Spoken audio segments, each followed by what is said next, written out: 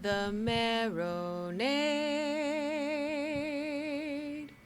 There's no O in Marinade. Let's try it one more time. Ready? 1, 2, 3. The Marinade. Marinade. Bone marinade. The That's Marinade. The Marinade. With Jason Earle.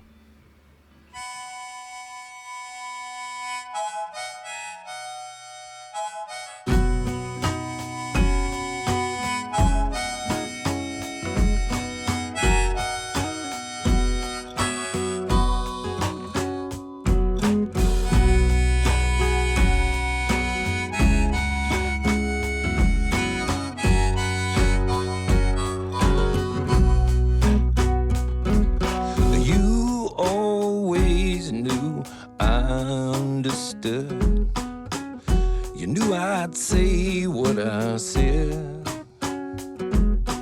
Had I known it would go the way it would, I would have said this instead.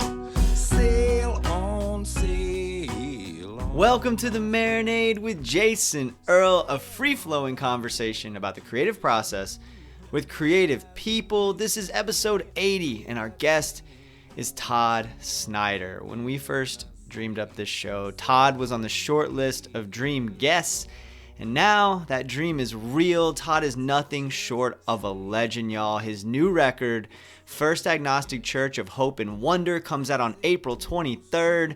It is unlike anything I've ever heard, and it is my favorite record Todd has made. Everyone, this was such a thrill. I give you my conversation with Todd Snider. Sail on, my friend. Sail on into a new horizon. If you can't play that same old song again, I say, sail on. Break a leg in paradise. Save a place for me. I don't know from good advice. So Hello. I just Hey, Todd. Hello. Hey, how are you? I'm good, man. How are you? Thank you so much for doing this. Yeah, I appreciate you doing this for us. I'm a big fan, and I have been for a long time. When I started this show, I had like a short list of like dream guests someday, and you were on that list. So I am really excited for this moment. Right on. Well, thank you. And Where do you live? I live in Orlando. All right. Yeah. Yeah. I've been here 5 years now, I guess. I've lived in Florida most of my life. Lived in Jacksonville, and then I fell in love with somebody who was in Orlando. So Right on. she didn't like Jacksonville, so here we are.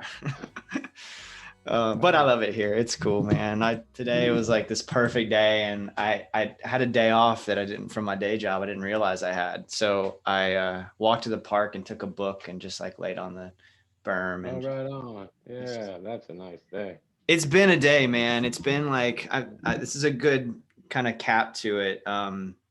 There's so much I want to talk to you about, and I've just been wearing out. I've had this advanced listen to First Agnostic Church of Hope and Wonder, and All right.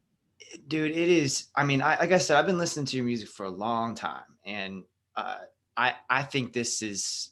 I don't just think this is my favorite thing that you've done. Oh, right on. That makes me really happy. That's awesome. And it just, it's because I think I love it all, man. I love your whole catalog. But when I listen to this record, it's just like, just, I mean, obviously sonically it's so different from what I'm used to hearing from you. And I had the pleasure of sitting down with Will Kimbrough a couple months ago, and I asked him about working with you. And he said one of the things that's great about Todd is that like when we went into the studio, he knew exactly what the sound he wanted was. And I knew all those records that he was referencing, and we just work real well together for those reasons. And I wonder with this one, if you can, if that's how you always operate, and if you operated that way with this one, did you have a clear sense of what you want, like what you wanted this to sound like, especially since it does sound different from what I'm used to hearing from you? Yeah, I had the idea for the sound for a few years. Right after Agnostic Hymns, I started um, wondering where I could go with what I was doing. And I joined a jam band. I also made a garage rock record that had a lot of background vocals on it. And then the jam band thing was more melodic. And I wanted to try to bring those things back to um, what I was doing. And then I also found out and learned through making that music. There's a drum part. I don't know how to talk to drummers, Mm. and I knew that there was something I was wanting that I was having a hard time explaining. And I did some research on it and found it's a style that's called fat back drums, or it's like James Brown. I wish I'd have just known to say that, like James Brown, but it don't sound very folky, right? So, but then I got this drummer who was in Deer Tick, and he knew how to do that style. And so I knew that I wanted to have what I called funk in the back and folk up front, or busking up front. In my mind, I hadn't heard that before. I think somebody pointed out to me that some singer that's done that a little, but for me, I was trying to make something unique, I guess. And so Well, I also produced it because I felt like I produced it because it felt like it was such a leap that I didn't want anyone else to get blamed for it. well, I don't. Nobody's gonna blame you. That's for sure. It's God. It's great. I mean, like I said, I just haven't stopped listening to it. Like since I Oh, started that makes listening me to happy. it. Yeah, it's just been it's one of those kind of records, man. I think it's gonna be one that's going to be in my life for a long time, and that I'll be listening to over and over again. I mean, there's just so many fun moments too. Like you mentioned, jam music, and I want to kind of circle back to the idea for the sound of this record, but I wonder like if there was kind of like where, because like you said, you hadn't heard anybody do it that way, right? So Right. is that something that just sort of came to you, or were you listening to something in particular that then made you think of what you wanted? um, do you remember how that came about, sort of the genesis of Yeah, that sound? I do. Thank you for asking that. It was the first time I thought that I was going to set out to try to be really unique. And so um, so I remember instead of having records to use as references to the guys, I asked myself, what's the kick sound I like? All right, let's get it. Now, what's the snare sound I like? And let's get it. Just takes time. And and I didn't care if they were congruous. You know what I mean? I want the kick to sound like Parliament, and I want the snare to sound like Waylon Jennings, and I want the toms to sound. And so it was more of a not being afraid to really make what if it was food, it probably would have been like, why did you mix all this shit together? Mm. But in my like I told our drummer, I said I want to try to make rhythm tracks that are gonna beg for things like horns and B3, and except we're not gonna get horns and B3. We're gonna get like a banjo, and I don't know. I guess I was calling it yeah, and I was really proud of it. It's got this little Salvation Army feel, and I've ever since Agnostic Hymns, that's where I feel like this is the follow up to that, and it's not as electric. Well, no, it makes me feel like it's those two records. That's About the so last interesting. 5 years, I've been studying, like studying music under other people. Can you say more about that, the studying part? Yeah, the Hardworking Americans was a massive education in how to play music. Awesome. Right before I joined them, uh, Amanda Shires, who's a violinist, was explaining kind of composition to me, playing the melody on the guitar. And then also, I did this garage band, and we really did a lot of call and response type stuff, and that made its way over to this too. So there's a lot of I sing and then you sing. But so, and then in that moment, I was like Bobby Keys was in that band. A lot of I got to be around a lot of garage rockers, and then in the hip and Hard Working Americans, I got to meet all the Dead and I got to play with Bob Weir and Wow. Chris Robinson. I got to meet, who's somebody I look up to a lot. And I felt like I just took a little from everybody and tried to bring it back to my day job, which is, in my mind, just trying to be the next Grandma Jack Elliott. That's always been my focus. That's a noble goal.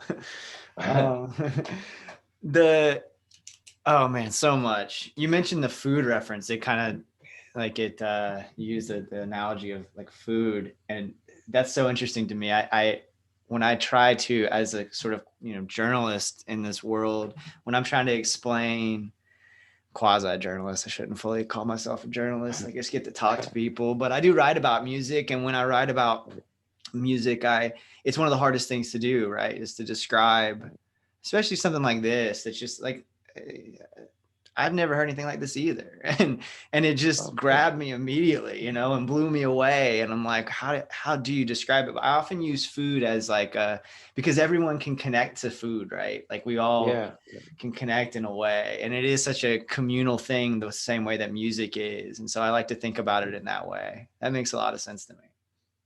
Oh yeah, right on. And Dave too, I should mention schools, because but he pointed out to me that my guitar playing was very much like bass playing, and I didn't realize that till he pointed that out. And then I played all the bass on this too. Dave seems like a really interesting, insightful guy. Yeah. He produced Kenny Roby's record, and that last record that I absolutely love, The Reservoir. Yeah. Those guys, they're and kind of talking more about that jam thing. I wanted to ask you about influences and heroes and all that kind of stuff, especially because you had like the musical education of like a dream musical education when you were kind of coming up in the scene, singer songwriter kind of scene, and like to be able to work with Jimmy Buffett and John Prine and Jerry Jeff Walker, like it's just amazing, and I'm so sorry for those guys, the loss that you've suffered with those guys passing, Jerry Jeff and John. And I wonder though, like that incredible education with these heroes, right? These incredible people that I've heard you speak so glowingly about as well. Do you think about maybe like, you are kind of that way for a generation of songwriters too. And I wonder how aware you are. If you don't mind, I want to read this quote from, there's a songwriter named Graydon Hill. He's in a band called Scalise, and he's a fan of the show, and he's a Patreon patron. And I asked that, does anybody have questions for Todd? And of course everybody jumped on with a bunch of questions. And this one just struck me so beautifully. He said, Todd's music has been such an integral part of my life. I was born in 99, so my parents were already playing his first 3 albums on loop by the time I was born. They even had a tradition to buy each new album on the day it was released. So for me, hearing his voice gives me an extreme sense of nostalgia. I've known his voice for as long as I've known that of my parents. Wow. And I wonder, isn't that great? And I wonder, like, if you're aware of kind of that influence that you have on a generation of songwriters, and maybe some lessons that you learned from Jerry Jeff and John that you can kind of pass along to a young songwriter like Graydon. Right. Yeah. I do. I'm a real fan of the generation behind mine. I think that's a really, I think it's a top shelf, almost 70s-esque group of people. Mm-hmm. And not too many people come to me for advice, but there is an element of it that feels almost like the mob. I remember there used to be, Guy Clark, when he was alive, he would invite you down into his basement, and me, Jack Ingram, Hayes Carl, a lot of us had that talk from him about how we're supposed to look out for each other and take care of the ones younger than us. And so it's actually, anything I can do for a young troubadour, I would do it if I could. So wonderful. Those hangs blow my mind. Verlin Thompson is a friend of the show, and Verlin, it's just opened up so much about Guy, having spent so much time with him. But it just always it's always amazing to me that that Guy was like this father figure to so many folks, and that he would also kind of like make sure he like encourage you to play whatever your new thing was. Like play your new thing. What's the new thing? What you got for me? What's a song? that you got that you've written recently, and I just think that there's something so wonderful about that, what you just described, that almost that like fraternal kind of feeling of songwriting, and how there's just no competition. It seems like, it's everybody's just No. trying to help each other out. Yeah, that's why I went into I was raised in sports. And once I realized that the Allman Brothers and Leonard Skinner were friends, I thought, why would anybody do this other thing? Why keep score? But yeah, and in the Troubadour game, Ramblin' Jack is still alive and well, and he kind of invented it. And then my understanding of it is it's very fraternal and mafioso. Like I remember Jack Ingram telling me I needed to go down and look after Hayes Carl when he was just a kid. And I did, I mean, he said, remember what Guy told us? This guy's his first Nashville show, and he was nervous, and I went and hung out with him, and now we're as close as you can be. He's somebody that the kids look up to now. We're all getting so old. Did you know how good he was from the beginning? Oh yeah, yeah, very much. Jack had already told me, and went down and caught the set, and I was like, oh, no wonder, yeah, and at that time when a kid is talented like that, and you come to Nashville, it's like throwing chum in the water, and I could tell he was being surrounded by everybody in a town where he didn't know anybody. So I hope I got to sort of at least be the person that was there with him that didn't want any money from him. That's really interesting. So can you think of other times where that's been the case, where you're just like, you had a sense? Well, let me ask this question differently, actually. When you were starting out, did you have a sense that you were any good at this, or did you have like doubts at that time? Not really, because I didn't have big ambitions, and I was busting tables at this restaurant that also had folk music in it. And so for me, I was just switching over to that other job. But as soon as I started playing there, it worked. I mean, like when I was 19, I just played, and the next time I played, more people came. Knock on wood. I don't even know why, but so part of me had some. I mean, I don't know about songwriting or singing or playing guitar, but there's something about performing that is working. And then I met Kent Finley and Keith Sykes, and then Keith introduced me to Jimmy and John and Guy, and then the lessons get harder. This uh, most of those great guys really only think of themselves as having two or three really great songs. Oh, Like wow. I heard Guy Clark tell Chris Christopherson one time. We were just nobody in the room but Shaver Prime, Christopherson, and Guy Clark, and me. We were inducting Chris into the Hall of Fame. And I remember Guy Clark said to Chris Christopherson, that Bobby McGee, that really is a good song. And I knew what he meant. I was like, God damn, you're gonna want to. But those guys, they, yeah, and I think, they, it's a tough room. Yeah, that's so interesting. Well, I mean, I think that kind of captures Guy to some extent from what I've heard too. I never got the chance to meet him, unfortunately, but Who's that? Guy Clark. Oh yeah, he was a good cat. But he seemed like he was also, he wasn't gonna bullshit you, like Uh-huh. he was gonna tell you how it was all the time. Uh-huh. But you don't strike me as someone who, how do I say this? Like, you strike me as someone who's a little more interested in harmony in that way, or do I have you wrong? Are you, willing to put somebody in their place if it's not good, Right, like when I don't know, one time Prine really checked me, and one time Guy Clark did too. And I don't know if I would do that to say like Aaron Lee Tashian or this girl named Sierra Farrell. If they asked me, maybe, but uh, yeah, I've led such a reckless life. Um, my way of doing it isn't a way that would suggest anybody else tried it, because I didn't. I toured. I just the way I toured through my 30s was and into my 40s. was lucky I made it, you know. I had a blast. It never got dark, but I don't know. I don't know. I sure love the kids that are coming behind me, but I don't know if I have an advice for them. Guy Clark, one time I was opening for somebody and I asked the crowd how they were. How y'all doing out there? And they all cheered. And then after the show, he said, "You come over tomorrow." And I got down in the basement and he said, "We don't ask them how they are." And I went, "Okay." I was like the mob. I was like, "Okay, okay. How come?" "Because we don't care." Oh,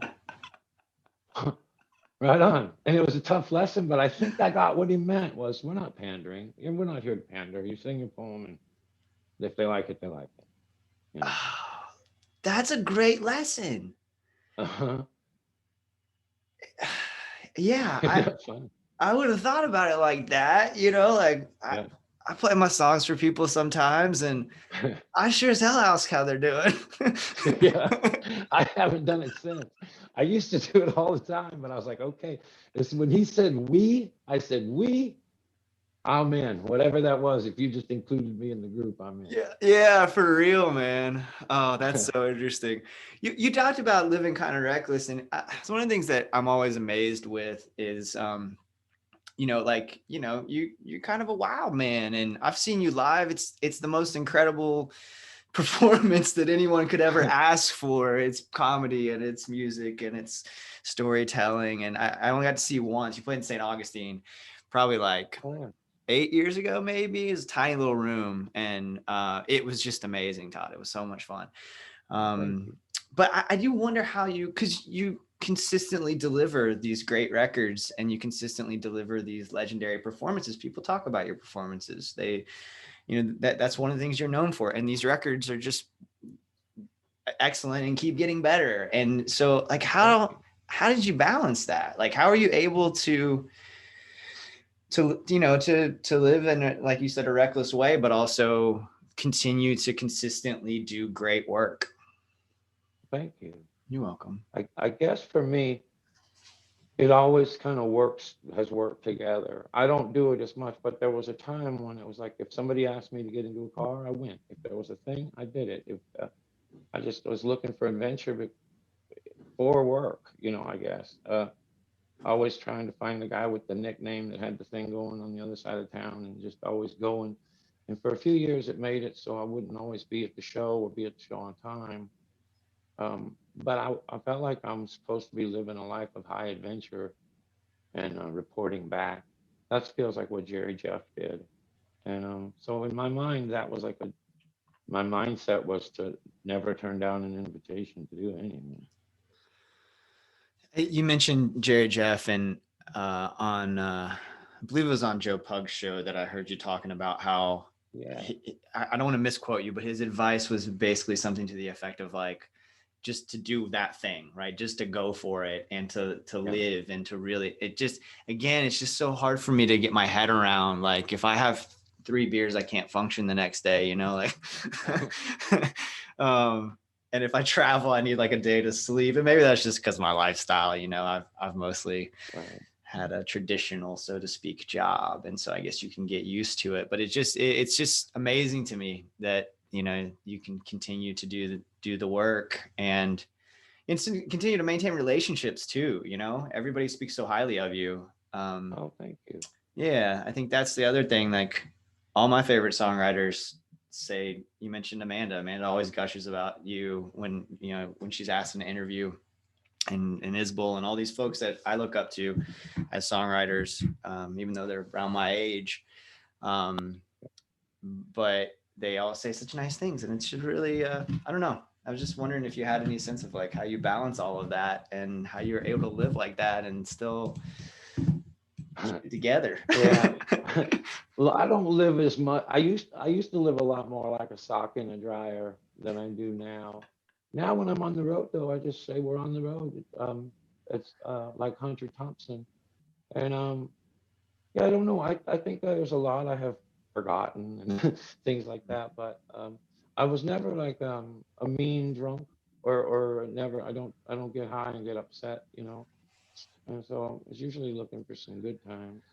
And all that every time I get to be around my fellow buskers or troubadours. I just cherish those relationships. Amanda and Jason are a really special couple of artists, you know. Yeah. Fun to know them. That's a good way of looking at it too. Just sort of, and I know this wouldn't work for everybody, right? Some people just, they can't, whatever substance it is, it just doesn't work with them, you know, or their body chemistry or their mental makeup or whatever. But to approach it from a perspective of like, of making sure that whatever that thing is, that it is for a good time, and maintain that mindset. Again, I don't think it'll work for everybody, but I think that Right. there might be a lesson in that, you know. Right. You know, cocaine was one thing I never cared for. And Really? that's usually it turns people into a problem. That's not my drug, you know, Yeah. but yeah, but I like roaring on the road. That's great. How do you, yeah, that's great. I mean, good. If it works for you, it works for you, you know. That's great. Um, Oh, what about like so there's a few folks mentioned, obviously there's a song about John Prine on the new record. In the first couple of lines, you name drop our friend Colonel Bruce Hampton, who was on the show. I got yeah. the pleasure of meeting Colonel Bruce and interviewing him for about an hour, and it was the wildest experience. That dude was on a different plane, man, and it was just I so. love him, man. Yeah, I was. That's what I wanted to ask you about, just because I think he's so wonderful. What your relationship was like with Colonel Bruce?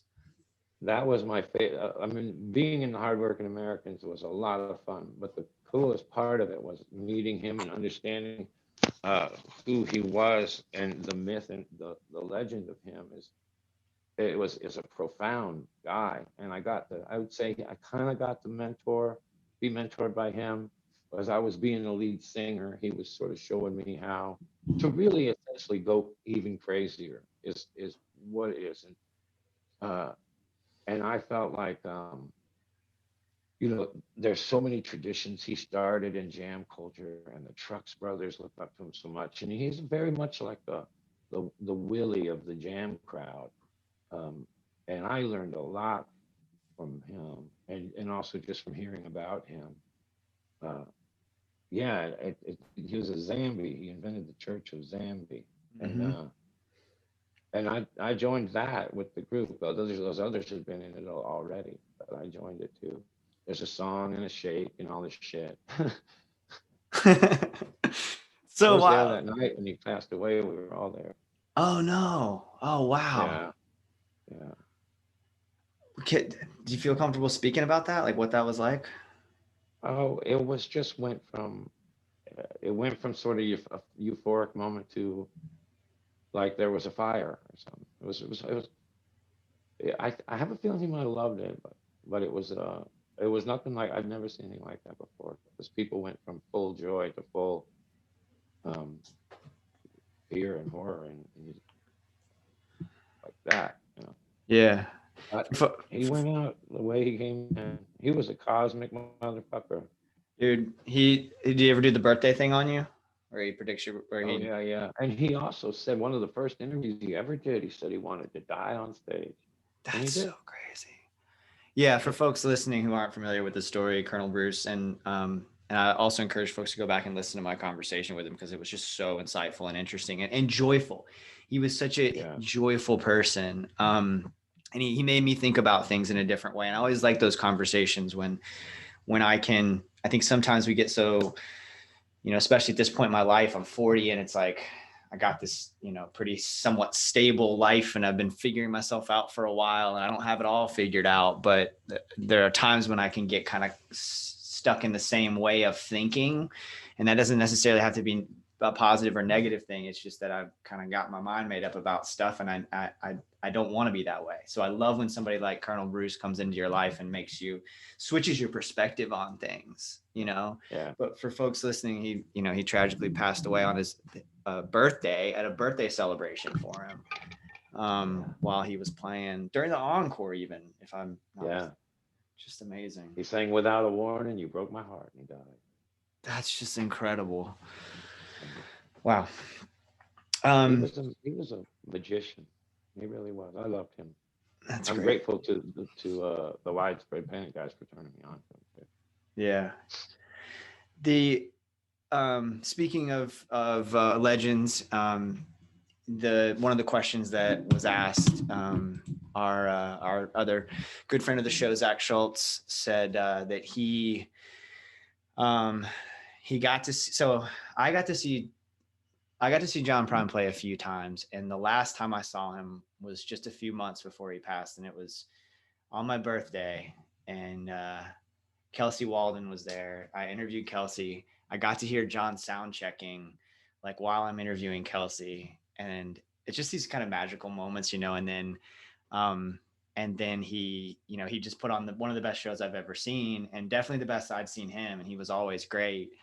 But Zach wanted to know, he was there on that last tour John had where you were there with him, and he just wanted to know like your memories of that tour, any special like happy memories or positive memories that stand out to you from that time.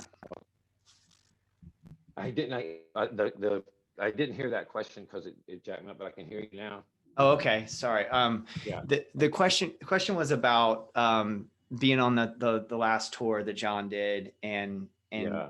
Zach just wants to know, like he got to see you guys play on that tour, and he wanted to know what kind of, if you had any like particularly warm or positive memories from that time, or anything that you could share from that moment. Yeah, he told me. I mean, a very specific. He was playing the Ryman, and he asked me to come sing a song. And when it got over, he looked me right in the eye and he said, "I love you, Todd." And I had a feeling that he'd been really sick. I think he had just beat cancer for the second time, and so I think he felt like he was on short time even before COVID. He's not an "I love you" type of a guy. Um, And so I felt like, oh, I hope he's okay. But also towards the end, um, I started to hear from him more. I think the second time he beat cancer, he thought, here it comes. And I loved the way he ended those shows because it's like when older people dance. Like when older people dance, it's for such a spiritual reason. I think one of the reasons why those widespread and fish shows are so intense is because it's young people, but they're dancing like old souls. They're not dancing with each other. They're dancing in gratitude to their maker. And it feels like that. I don't know if I ever saw John dance like a young person. I only saw him dance that one time, and it was just a celebration of gratitude. And it reminded me of the dead. It's what the dead make people do. That's amazing. Yeah, he danced off stage when I saw him that last time. That made me cry. I'd seen him so many times, and he'd never really danced. He was not. It was heavy to me. Oh, thank you for sharing that. That's Oh beautiful. yeah. What is your relationship like with grief and loss? Is it something that you handle well? I don't think so. This last year and a half. I had Jeff Austin and Neil Casal. Those were my peers. And then Billy Joe and Jerry, Jeff, and John, and also my dog. So this year has been really hard, and I'm glad I'm not on the road because that's when I really make bad decisions. And so I feel lucky that I got to have a break while all that passing was taking place, and I I feel sort of like I'm coming back a little. The dead of winter got really hard, and I like to think I'm starting to come back. I know they'd all want me to, or I like to think they do, but yeah, this is the most. I'm having a lot of friends die of drugs, but this was the most in one year. A lot of them, like 6, 7. My first manager too was a good friend of mine all the way to the end, and so it was a tough year, a lot of loss. Yeah. I'm sorry, Todd. And then That's a lot. also, all right. This was the year my dad died too. I think right through the core of the winter when it got really, really cold was about when I was 54 and a half. And that was how my dad was when he died. And wow, what a strange year. Strange year. What's your relationship like with your own mortality? Are you comfortable with it, or? I think so. I'm surprised I'm still going. I didn't expect to go as long as my dad. So I feel like it's all gravy. I don't really have a philosophy or anything. I have a hopes, I would love there to be some after thing that's even better than this thing. Yeah. uh, and maybe there is. I hope there is. But I don't know. I've had a few moments. One time I was in a really bad car wreck, and I remember thinking, I'm all right with this. And then there's been other times where I thought I had COVID and I was panicking. You know? Oh, interesting. Yeah, I wonder if there's a difference in those two things. I mean, those are two. Well, there is a difference. I think they're two very different potential ends. And yeah, so I think the way you approach it, it's almost like, I don't know. COVID's been so weird because it's like this preventable thing, but not entirely. And it's like you can kind of mitigate your risk in a way that I feel like with a car wreck, you almost right, can't. You're just kind right. of really, I don't know. I've thought about that a lot. I mean, I think about my mortality constantly, and I had a therapy session right before this, and so it's like really on my mind, And I get Yeah, my yeah. my second vaccine dose tomorrow, Oh, and good. yeah, but it's also terrifying for me because I have a phobia of needles. So Right. it's just like really on my mind. And then I was just thinking about all the loss that you've encountered over the last year, and was just kind of curious about how you approach that. Like Yeah. how also kind of having gone through all that, can you speak to like how you stayed centered? um Clearly you made this wonderful record that probably helped. Thank But you. anything else that like Now, that you that do to was stay it. centered? Okay. Yeah, working, I just threw myself into making up songs. I couldn't think what else to do. Um, and I don't think I'm totally past it yet, but yeah, trying to stay busy, meditate. I meditate and stuff like that. Um, Mm, but yeah, I think I'd like to get on the road now. I don't think I would be a threat to myself out there. I think mhm, I'm 54 and pretty, a lot calmer than I used to be. mhm. Um, let's kind of move to some more lighthearted questions. Just a couple Sure. more for you, and I'm so grateful for this time, Todd. This has been Oh such a yeah, I'm pleasure. enjoying it, man. Good, Thank you. good. Um, the you mentioned sports earlier. Do you still watch sports? Are you still a fan at all? Yeah, I do. I like the Titans, of course. I like the Cubs. They're playing right now. And I grew up. It's funny. Funny you ask me that. I grew up around sports, and when I was 19 or 20, my first thing I hated was the scoreboard. I didn't want anywhere near anything that had a scoreboard. Hmm. And then I became a folk singer, and that became more. That's not folk singers aren't material driven. It's more about just getting someplace. The goal is to go someplace else. That's it. It's very Hmm. simple. And then I gotta say, when about a year and a half, about a, a big group of my crew took their own lives. The first two friends of mine took their own lives. A couple other friends of mine took their own lives in the last year that I wasn't as close to, but they were road people. They were lifer people like me. And it's always scary when we all think we're living this dream and then someone else kills themselves. You think, well, Mm, is there something wrong? Am I missing something? mm, So I think I remember during that time, part of helping me get over that was going back to this part of my life that was an athlete and that was like I'm not going to go down like that. I'm not going to go down like that. I'm not going to get. It almost felt like an athletic uh, thing to say you have to get through this without killing yourself. And I was like, well, I'm going to draw back so we can still win district. That was only the only real thing I could draw from was those coaches yelling at you to go for it and push it and all that. And I was like, well, at least I have a little of that in me, and I'm not gonna, I'm not gonna take myself out of the tour. I can see the temptation sometimes because it gets really confusing on the road, but I lean into it. I like it. I try to make it more confusing. Can you say more about that? Like what's the confusing part?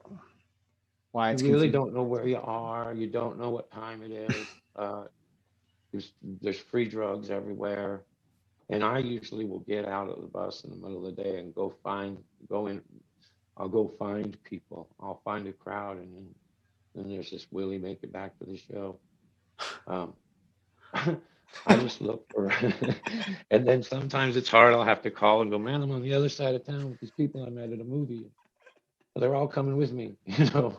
But it's been fun. I just like it. I like the road. I like engaging strangers. I like going around little towns. It's always our gigs are always on the street with all the other cool shops, it seems like. So there's always like on something to do street. And then with the hardworking Americans, man, it was like, well, just also people on the road, they don't sleep very much. I don't get a whole lot of sleep when I'm out there Uh, because there's always something going on, fun to do. Man, when touring starts again, gosh, I hope I just like run into you on the street and we go see a Yeah, movie. that's right. Yeah. That sounds I'm awesome. starting. Yeah. I've made so many friends. And then I don't even tell them I'm a singer. You know, sometimes I'll say I'm going to be singing later. Like they bring up music. And one time I was in Alaska and I just knocked on this door because I heard John Prine coming out of it. And that was a life-changing decision. I met What this guy happened? named Digger Dave. Now I know everyone in Alaska. I really do. There're not that many people up there. And I go up there all the time. Wait, so you heard John Prine, you go up to the door and you're just like, hey, I know that guy. Yeah. And I opened the door. The guy opened the door, and there's this guy, Digger Dave, and he had a big bunch of people around the fire. And as soon as opened the door, somebody said, he must be the guy singing tomorrow because the town's just so locked down that they saw a new face. And they were like, well, that could only mean one thing. There's a singer at the bar tomorrow. Must be him. Such as it was like 400 people in town, and they all came to the show, Oh except for my, they wouldn't let the Digger Dave guy in. I had to bring him with me. why would they let him in? I guess he had done something in that bar before. The mayor came and wanted to tell me that I shouldn't hang out with Digger Dave. And I was like, no, he's coming to the show. And they said, well, you're paying for what he breaks. That's all I said. Now he's gone. Now Digger's gone. We lost him.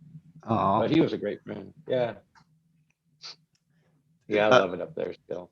that's great. I've never been up there. That would be interesting. Oh, you get a chance. Yeah, Homer. Okay. All right, cool. Yeah, I'll make a point. Yeah. What are you? We always like to talk about what you're getting down on, art that has you inspired right now, music you've been listening to, or a book you read, or a film you saw recently. Sure. I've been reading a ton of this guy named Alan Watts. I also just got all the Mark Twain books, and so I'm reading the ones that I don't know. And music, I've been listening to the Ohio Players all week. I thought they were cool. I've been going through a funk period, I think. Um, but also, like, I listen to Ram and Jack Elliott a lot. And I listen to Booker T and the MGs a lot when I'm sitting outside or gardening. I have a little garden I thought. Oh, that's nice. Yeah. That's one of my projects for this summer, and I kind of feel intimidated by it. I don't really know where to start. Yeah. It took me a minute. This girl named Elizabeth Cook, she's a great singer. She taught me to do it. Yeah, I love Elizabeth. She's a Florida girl. She's from 30 Yeah. minutes from Oh, where I that's grew right. up. Yeah.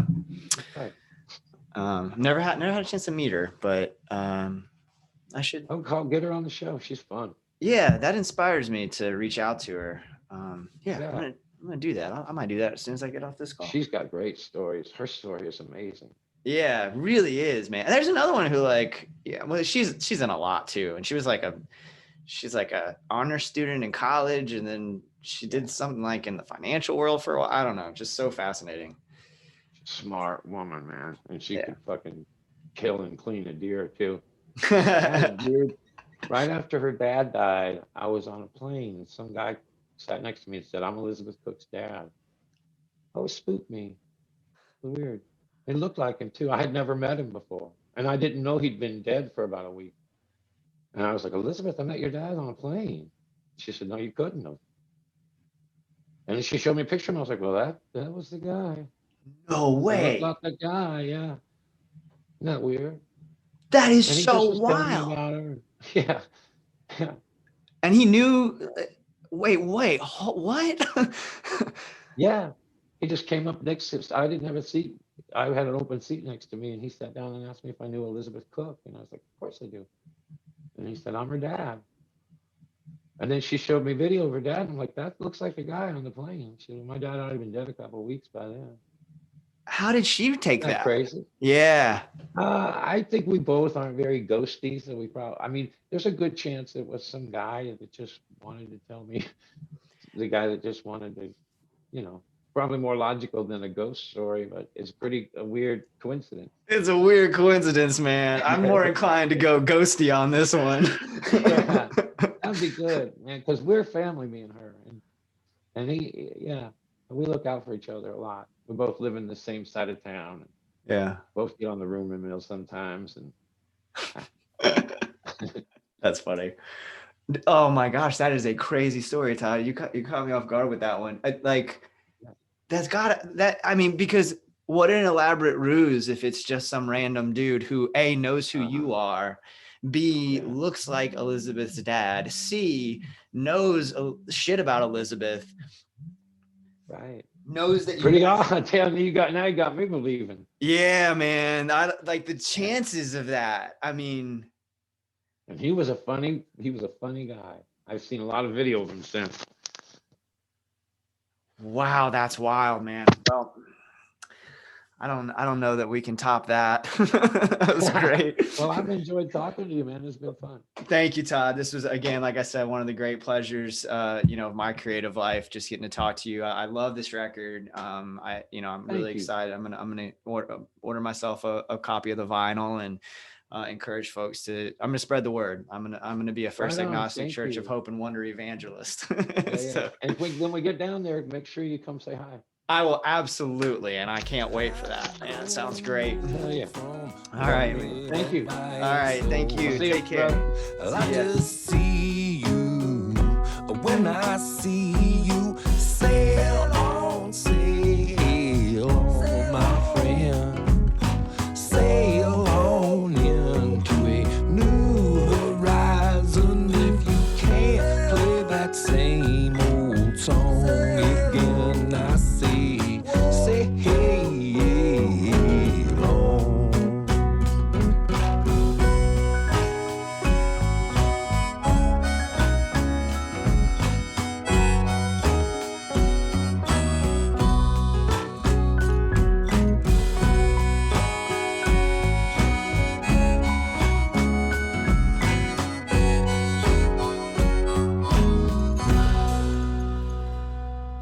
Todd Snider, y'all. Thank you so much, Todd. Thank all of you for listening. This was too much fun. ToddSnider.net for all things Todd. Hopefully, we all get to see Todd wandering around our town very soon, so stay tuned to his website for those updates. MarinadePodcast.com for all things The Marinade. Give us a follow on Twitter and Instagram. Subscribe on your podcast app. Leave us a 5-star rating. Tell a friend about the show. These are all free ways you can support this work. If you really like what we're doing, please consider joining our Patreon community, where for as little as $2 a month, you can gain access to Patreon exclusive content. Y'all, we have a blast over there. We talk about art and interact on a deeper level with the show. We're doing this really cool thing in a few weeks. Our friend Seth Walker, who's been on the show twice and is just such a delight every time, is making his third appearance to talk about his wonderful book, Your Van is on Fire. And our Patreon patrons are going to have a chance to ask him questions as a part of the show. It's just so much fun. And so if you can financially swing it, we greatly appreciate it. We have our Patreon exclusive show, Jason's Journey, where I talk about the moments that shape my creative life. Speaking of which, I want to give a huge shout out to our newest patron, my great friend Josh, who I've known for over 20 years and has been a huge supporter of my art. He is someone who encouraged me from an early, at the early stages of my writing, really encouraged me to go for it and to continue to write and to expand and to get the word out. He also was one of the first people who I bounced ideas about the Marinade off of, and he has been one of the biggest supporters of this show in terms of like encouraging me and telling me that I had a good idea and that I could execute this idea and instilling confidence in me. And now he's a part of our Patreon community. Josh, I love you, brother. Thank you so much for joining. Y'all, if you can't swing it or if you're not in a position to contribute, I totally get it. All those free ways help us so much. They make a huge difference. And I'm grateful that you're listening. If you're new, if you came because you saw Todd's name, welcome. Check out everything else that we've done. We've had so many cool guests and we have so many more coming up. I've been busy, y'all. I recorded 3 episodes last week, and then we've got 2 more this coming week and 2 more after that. We're just super busy. And I feel like the conversations are just clipping along. I mean, everything's been so insightful and fun. And I just had a hilarious conversation with Walzer, with Sophie Sputnik from Walzer. We just laughed half the time. And I'm really excited for y'all to hear these conversations. How about Todd Snider, y'all? Go out and get the record when it comes out. I'm telling you, it's my favorite thing he's done. And I've been a Todd Snider fan for 20 years. Like he knocked it out of the park this time. He always does, but this is special. This is an instant classic in my mind. It's my favorite record I've heard in a long, long time. And that's a statement too, because I feel like right now we're in especially with folk and Americana, we're in kind of a golden age. Todd alluded to it earlier. This record is definitely my favorite record of the year so far. So check it out when it comes out. The singles are out. You heard a little bit of it earlier in the show. Everybody, thank you again. Until next time, go out and create something. Cheers, y'all.